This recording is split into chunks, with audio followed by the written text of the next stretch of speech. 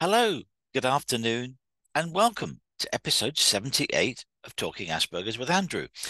My name's Andrew Marsh, and I'm autistic. My representation of autism is Asperger's syndrome.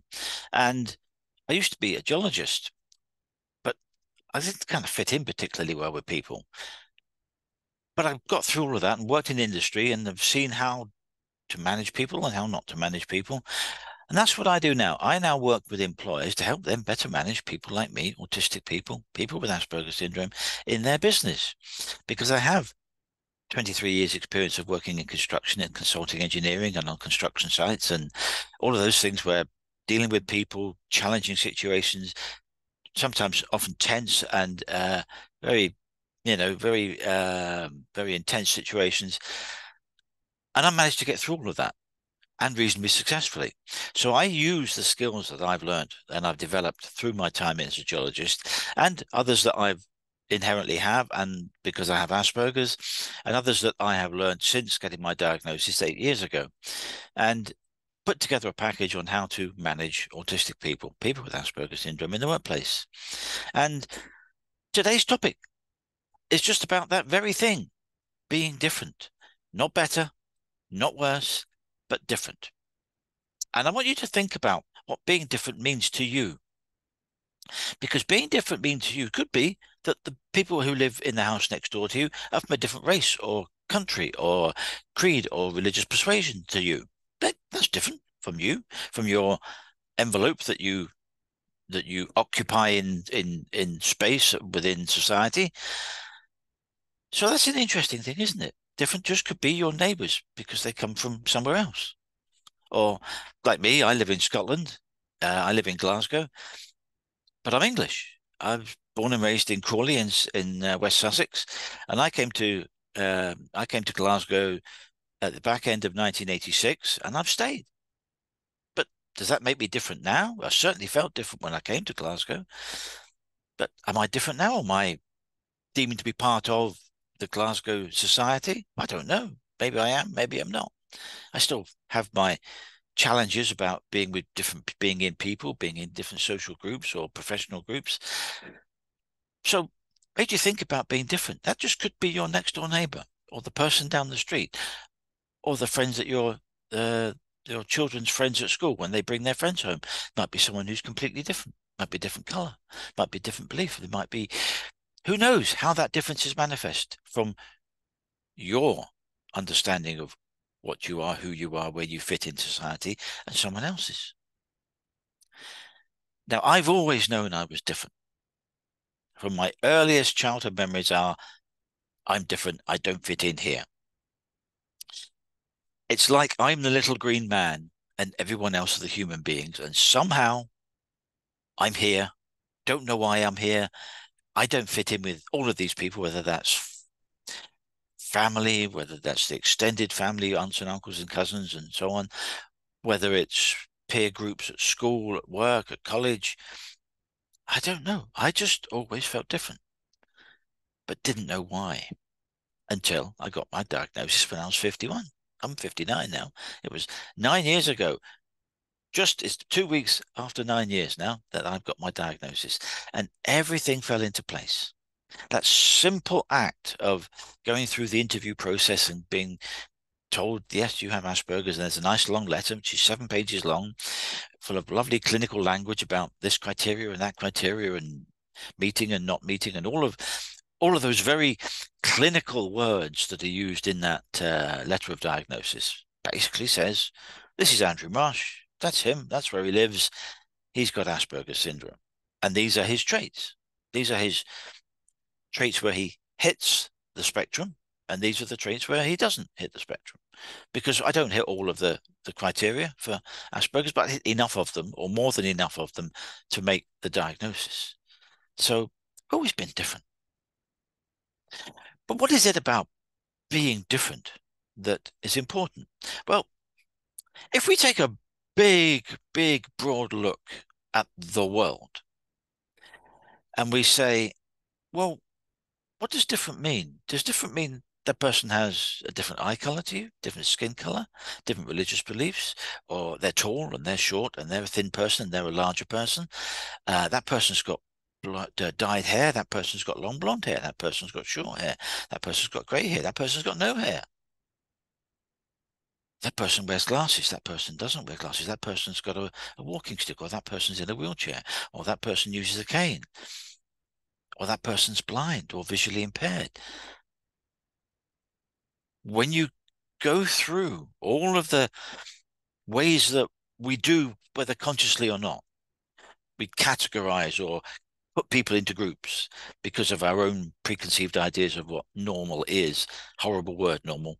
And I said it there, didn't really mean it in that context, but you know what I mean.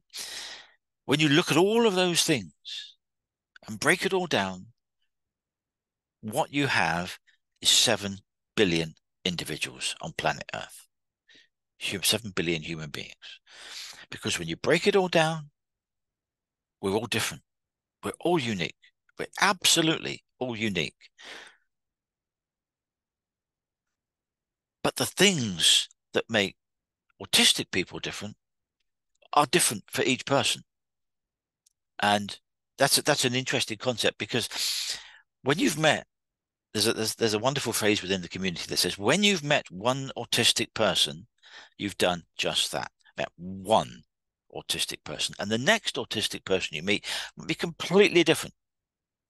Completely different.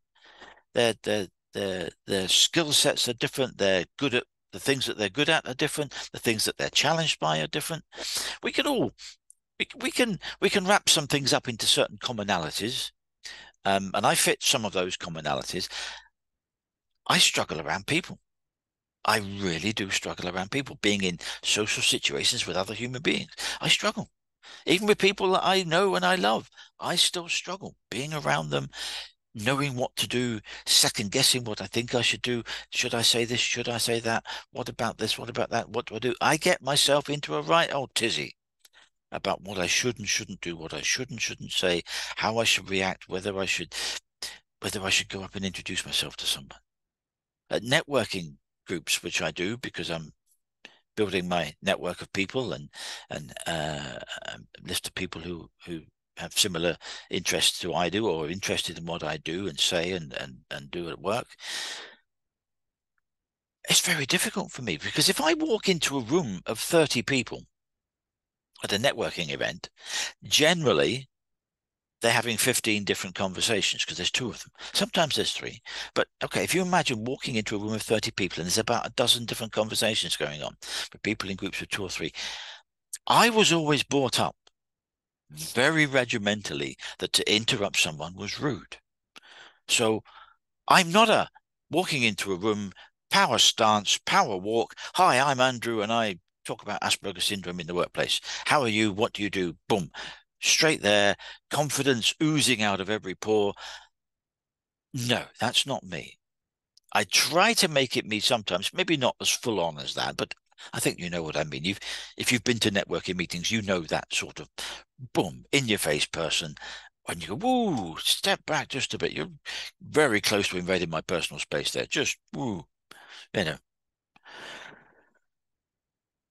But it's a struggle for me, because I was to brought up to believe that interrupting people was rude.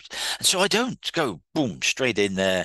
There's someone, I'll go and talk to that person. I might sidle up to them. I might, if it's near the coffee machine, or where the croissants are, or where the water is, and I might do that, might be my sidling up to someone who's also getting a cup of tea or coffee, or is getting a croissant, or is getting a drink of water.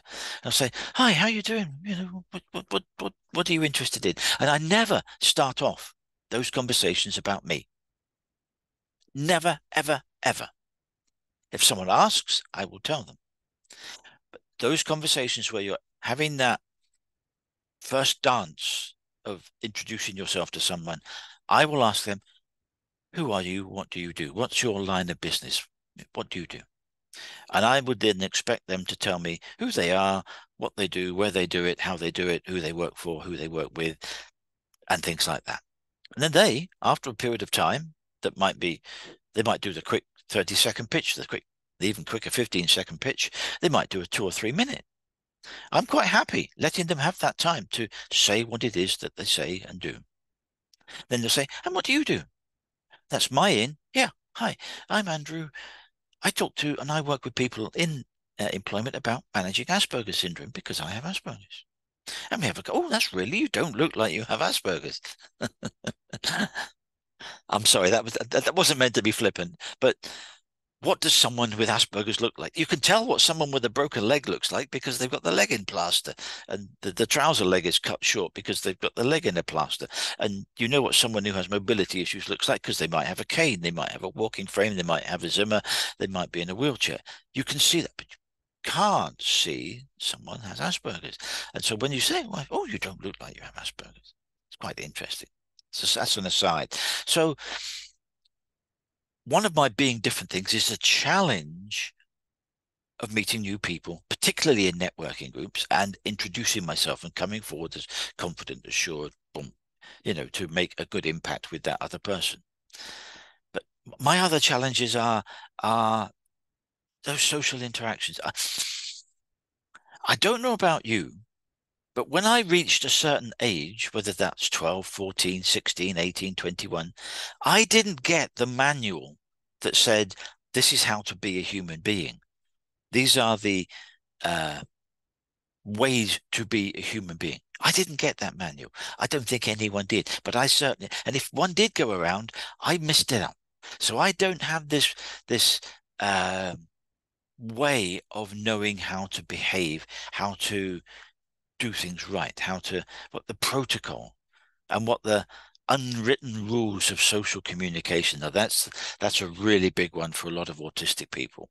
We don't know the unwritten rules of social communication. So if someone is with their arms folded like that, they're leaning back, I've learned now because I've been told that that person is bored with you.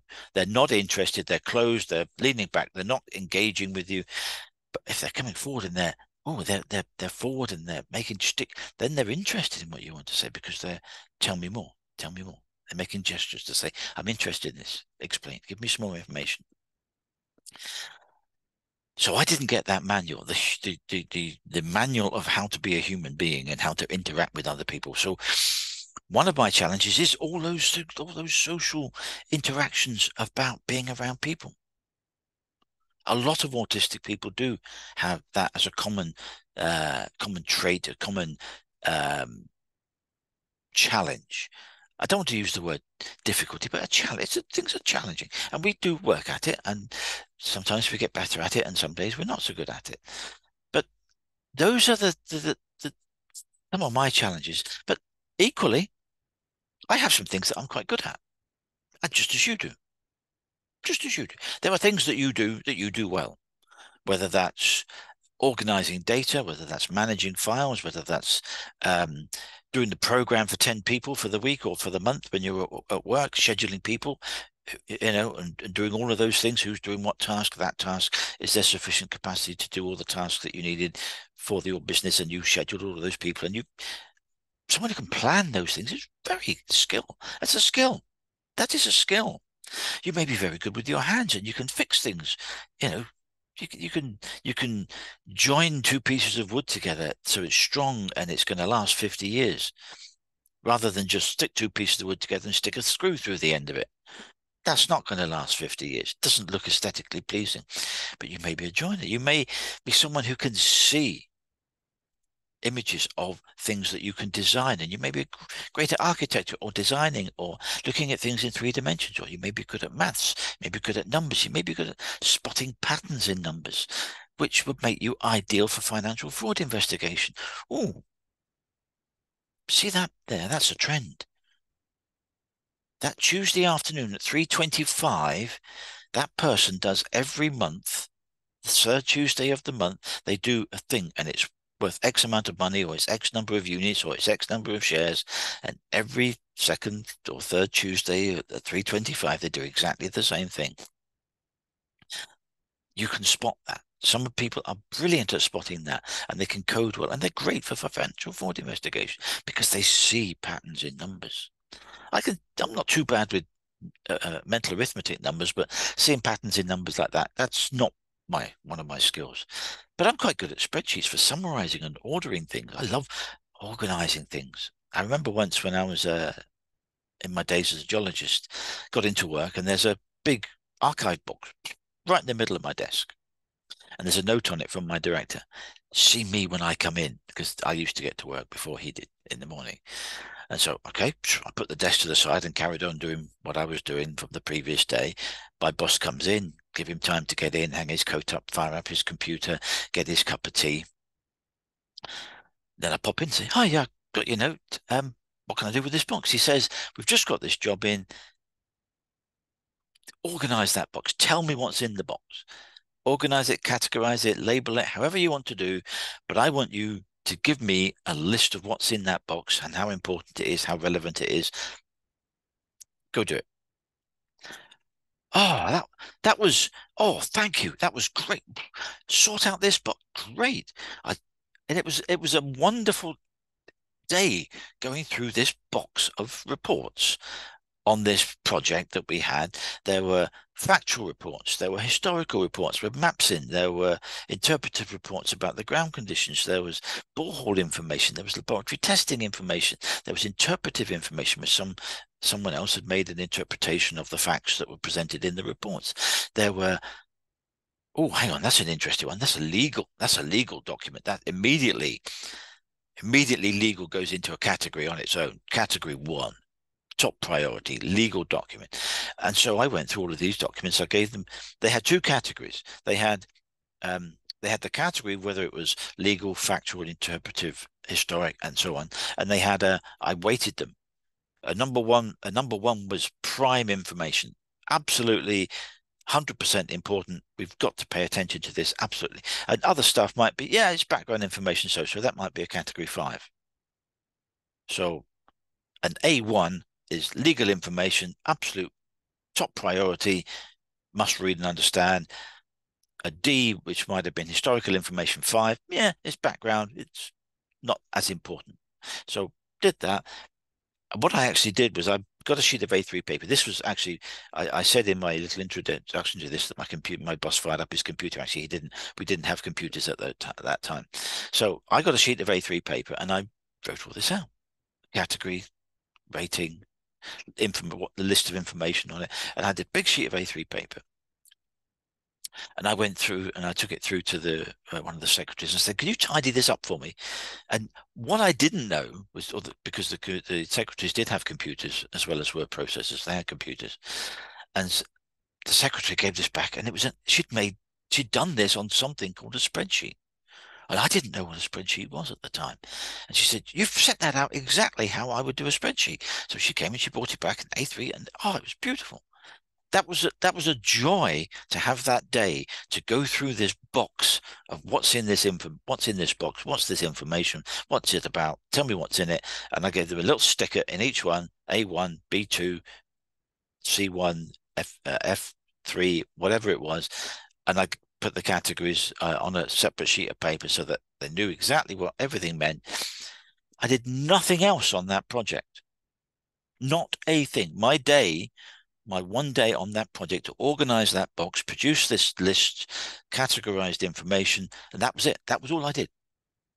Handed it back to my boss. He said, "That's great. Thank you. Perfect."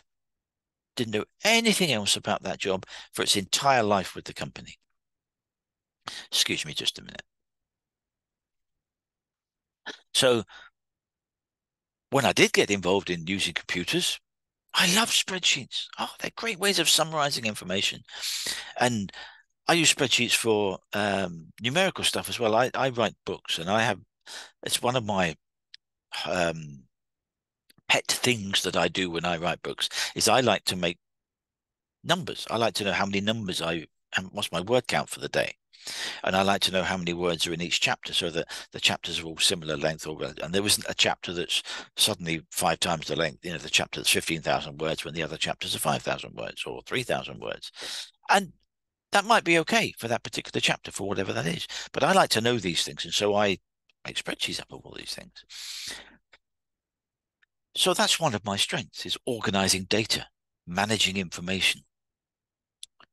I have challenges around being around people, but Just because I'm different, that doesn't make me better or worse than anyone else. It means I've got skills that I'm good at, things that I've learned to get better at, like social interaction. I'm doing better. My wife is very good at nudging me and prompting me and guiding me down the mysterious path of social interaction. But all of us, every single one of us has a place. We have skill sets, we have a place, we have things that we are good at, and we all have a place where we can contribute to society, to the workplace, to the community. And it's because we're all different that fills the puzzle. If we're all the same, there would be one piece of the puzzle, or there would be 100 pieces of the same piece of puzzle with the same picture on it. The puzzle is the same shape, and they wouldn't be able to make a picture because it's just one piece repeated 7 billion times.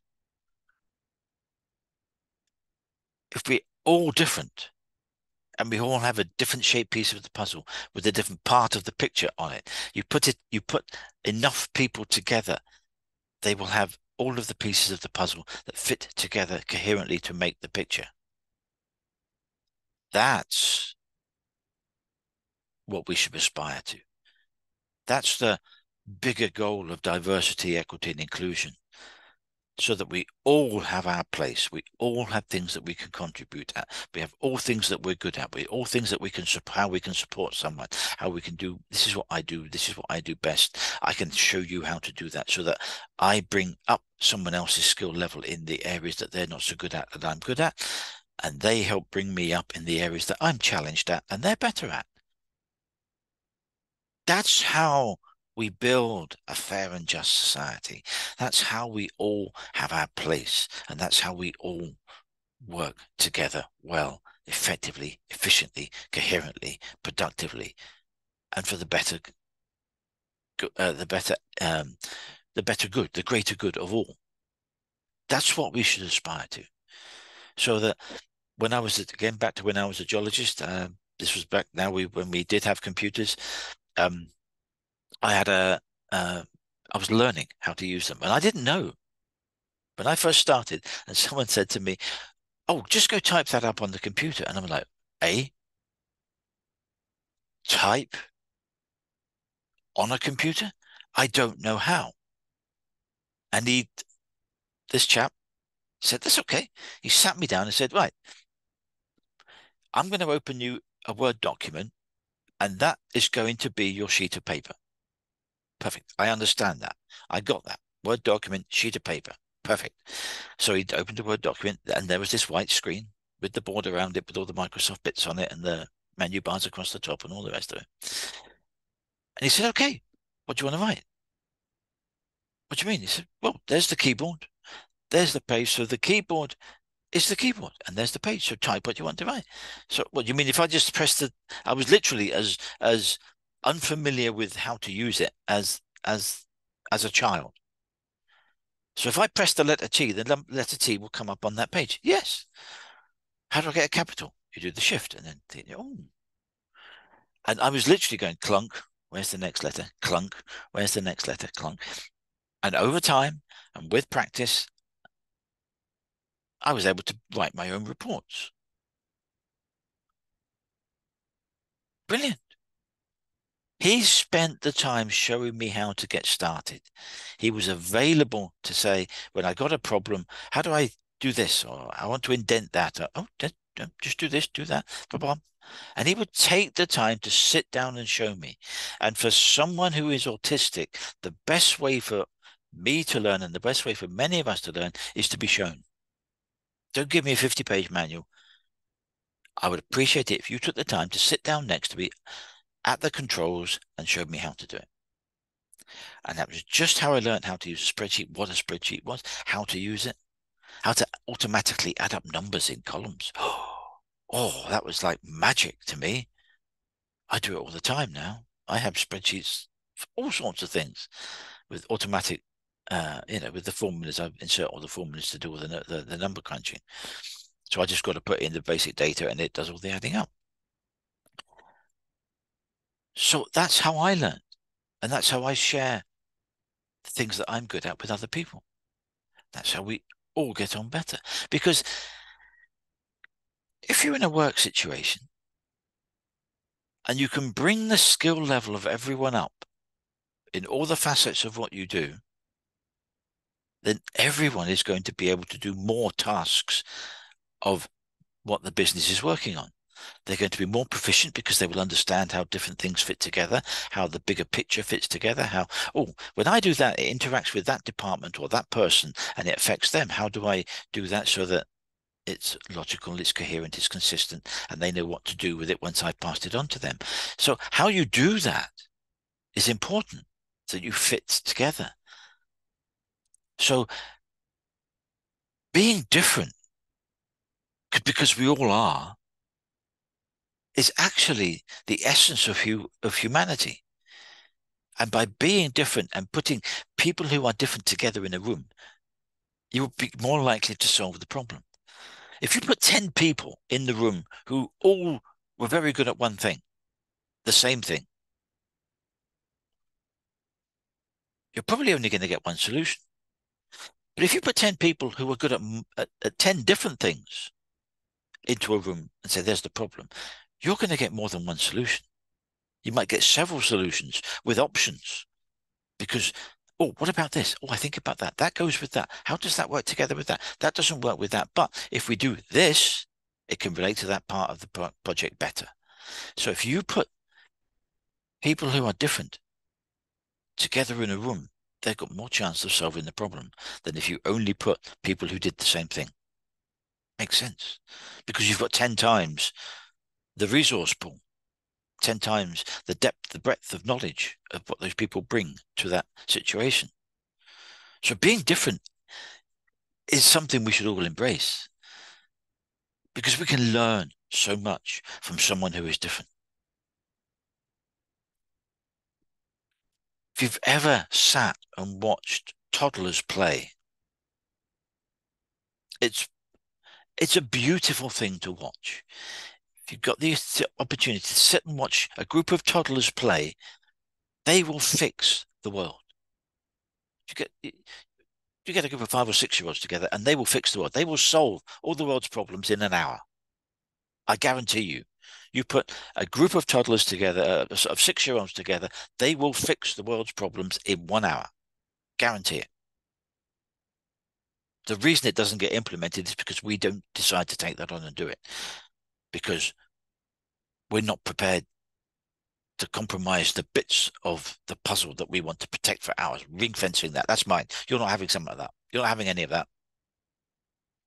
But for world peace, if you shared that with that and you gave up some of that and that person gave up some of that and that group of people gave up some of that and we all had this core together of what we are together, we could all work together and be happy together and be a united race of people that were in harmony with each other. No, not going to do that. That's where the ego gets involved. But I guarantee you, if you put a group of 6-year-olds who were all different in a room together, they would fix the world's problems in an hour. They would. Because they don't have any preconceived ideas of the history, of the prejudices, and of the things that we desperately hang on to just because we feel as though we have to. And you know the things that I'm talking about. You know, 6-year-olds that fix the world. So it's really important how we're doing for time. We're doing okay. It's really important to embrace people who are different. Not better, not worse, but different. And by bringing people together who are different, who have different ideas, different perspectives on the world, different outlooks on the world, different backgrounds. Let's take a very simple situation. Let's suppose you're a manufacturer and you build things, engines, components, and you produce something that works at the end of it. So you're not a supplier of parts. You're the compiler of the final end product. let's just suppose that somewhere in that process, from raw materials or parts of the product pre-built from a supplier, somewhere in that process, something goes wrong or is a challenge, and you've constantly got to fix it.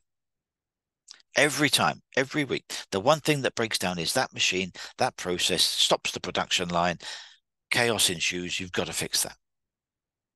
And no one that you know can fix that. No one that you've got in your team can fix that. How about the person that applied for a job and they come from, where should we say, South America, Singapore, Kenya, Bulgaria. And they've got 10 years experience in doing just that. And they could say, oh yeah, we had that problem years ago at company. We fixed it like this. I beg your pardon? Yeah, we fixed that 10 years ago. That's the person you employ because they can fix your problem. Your bubble, your you don't want to use the word gene pool, but your breadth of specialisms is so tight that you have to go outside of that to bring in someone who thinks differently, has a different approach, different methodology, different way of doing something to come in and say, oh yeah, we can fix it like this. Be very aware of the size of the bubble of the people that you associate yourselves with, people who you employ in your business. It's great to have people who have skill sets that match. It's even better to have people whose skill sets don't match because it raises the bar. It gives you a much broader experience level, a much broader knowledge basis from which to pull your ideas to solve your problems. And that person from Kenya, South America, Singapore, wherever, South Korea, Australia, might be just the person you need to fix that long-standing problem that you have that costs you production, costs you 12% of production every week. You lose 12% of production every week because that machine keeps going down when that happens. And you can't fix it. You have to do a bodge repair, or you've got to do something to get the production line running, knowing that in 6 hours of running, it's going to go wrong again. You can time it to when it's going to fail because it always does. That person from a different country, different outlook, different background, different skill set has got the solution to your problem in their head because they did it 10 years ago in their previous company. That's who you should be employing. The person who comes from a different background, who has a different approach to it, and they gel together with what you have to fix the problem. Because if you're always engaging the same type of person, you're not going to have the person who thinks differently come in and say, oh, and challenge that and say, we can do it like this. I have a phrase that I use with employers and when I give talks. If you always employ the same type of person doing the same type of job, guess what? You're going to have the same type of result. In order to have innovation, new ideas, new products, new services to take your business to being from being, so run of the mill, number 4 in the list, not at the bottom, but nowhere near the top either. You want to have that new idea so that in 3 years' time, in 5 years' time, you're the trend. And in 10 years' time, you're the market leader. And everyone is desperately trying to catch up with you because you are the market leader. You're setting the standard. You're making the product that everyone wants to have. Everyone has to have what you make. You want to be that market leader in 3 years, 5 years, 10 years' time.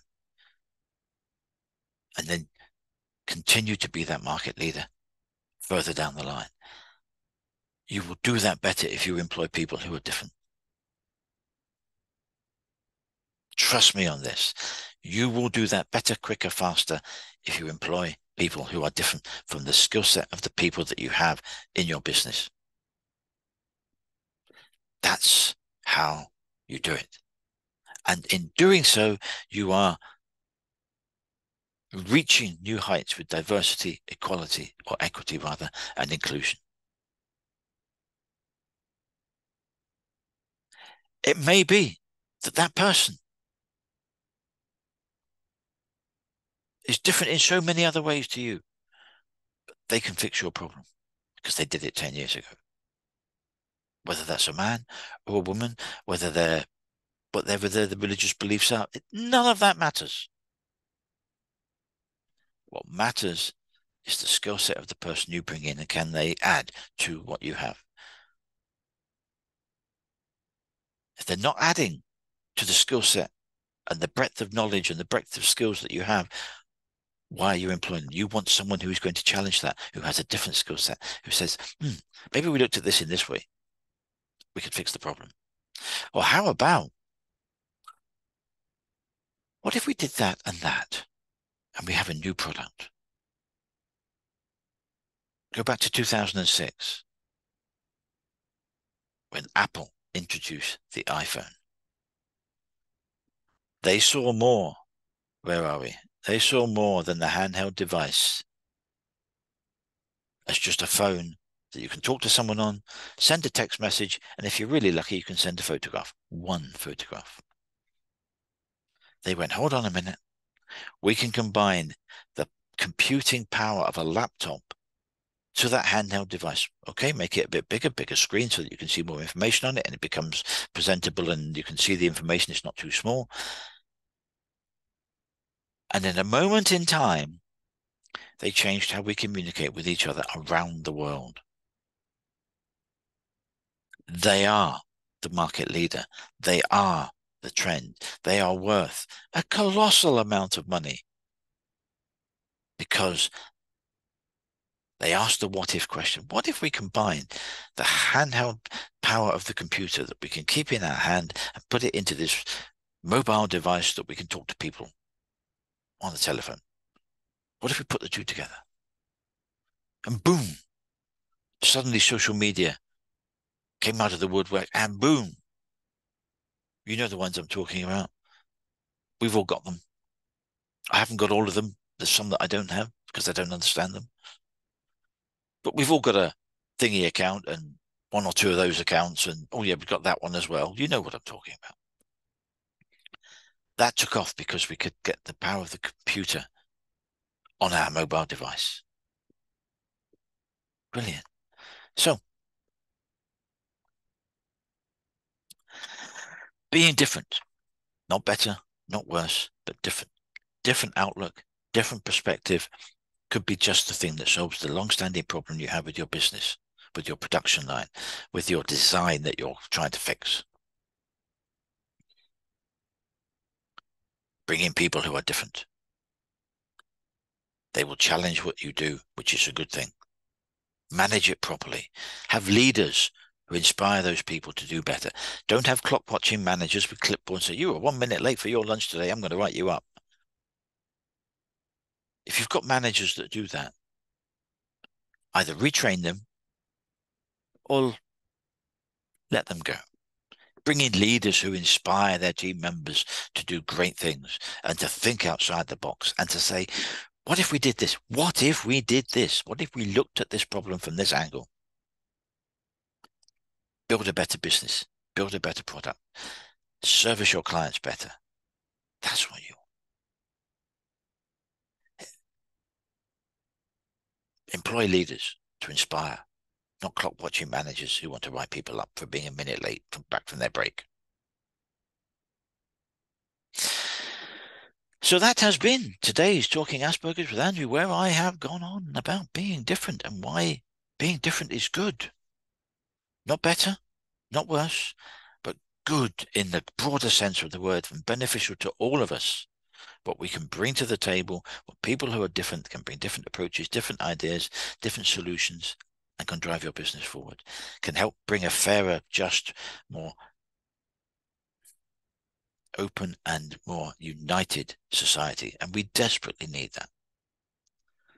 We're being driven apart by the media and, I won't go into that, but you know what I mean. You know of the things that I mean. We can do better by being more inclusive, by employing people who are different, by having people who are different in our teams, in our societies, in our community groups, in our workplace. If you'd like to know more about how to manage Asperger's syndromes and autistic people in the workplace, I have a 7-step program that I go through with employers, and I adjust that to meet their needs. We have a conversation. It's all about the conversation to find out what they do, how they do it, how I can help them improve their relationships, how they manage people with Asperger's syndrome or autism so that you can get the best from them, and how to support them in doing that. Because if there's a wonderful article I read last year, and I'm just briefly going to mention it before I close for today. And it says, properly supported and in the right environment, people with Asperger's syndrome can be up to 140% more efficient than their neurotypical colleagues. Now, the end bit is interesting. It's a number. Someone's done the research and they've done a number. The more important part is the first part. Properly supported in the right environment. Stop the bus. Why wouldn't you properly support everyone in your business so that they were in the right environment to be effective, efficient, productive, and working at their optimum best? Never mind that 140%, but that, yeah, we can be good. Autistic people can be very good at certain things. If you support them well, they're good at it. But it's the first part of that, properly supported in the right environment. Why wouldn't you do that for everyone? Otherwise, you're just basically saying, well, we'll just do this with them and we get 60% productivity out of that. So. Really? You ought to get the best from them every day. And to do that, put them in the right environment. If they're susceptible to noise, put them in a quiet place. Find a workspace that's where they're quieter. If they're susceptible to bright lights, take off the overhead fluorescent lights and have an angled poise lamp for them. That's not difficult to do. That doesn't cost a lot of money to do. You're supporting them in the right environment. And they will then be more productive. That's what you want. So if you want to know more tips about things of that nature and how to manage autistic people better in the workplace, then please feel free to get in touch. My website is up on the screen behind me, aspergersmatters.com, and you can get me on email at andrew@aspergersmatters.com. I'm passionate about this because I want to try and help your business not do what happened to me for 23 years as a geologist and not be managed properly, not be understood, not be supported. I want to help you get the best from everyone in your business because all of the techniques that I have work for neurotypical people as well. It's not like just some little cliquey little things that you have to do to, keep the difficult people and the strange people and the slightly weird people happy at work. No, it's sound business techniques, it's sound strategies that you could implement to get the best from everyone. It just so happens that it works well with autistic people and people who are have Asperger's syndrome because I've developed it based on my own experiences and what I've learned working as a geologist in construction. But it works for everyone. It can be adapted and modified to work for everyone. Keep a lookout on Friday for what next week's, my LinkedIn post for what next week's topic will be. I think I know what it is, but I'll just double check that and post on my LinkedIn either Friday or Saturday afternoon what next week's topic will be. If you watching this on replay, please check out my YouTube channel because I have every video from all the previous 77 episodes of Talking Asperger's with Andrew on there, and it covers a multitude of topics regarding managing Asperger's syndrome in the workplace and Asperger's and autism in the broader sense of working in people in the community. So please feel free to have a look, like and subscribe. It helps me get my numbers up and reach my audience. And then is likely to be something in at least one of those videos that will work for you. So take a look, have a look. If you've got any questions, please feel free to get in touch. My name's Andrew Marsh. I'm autistic. I've got Asperger's syndrome. I'm different. But if you manage people like me in the right way, they can make such a great difference, and they can help galvanize teams into being more coherent and more effective. And you as a business will then be more inclusive, more equity, and more diverse in who and how you employ people, which can only be a good thing. Take care. See you next week.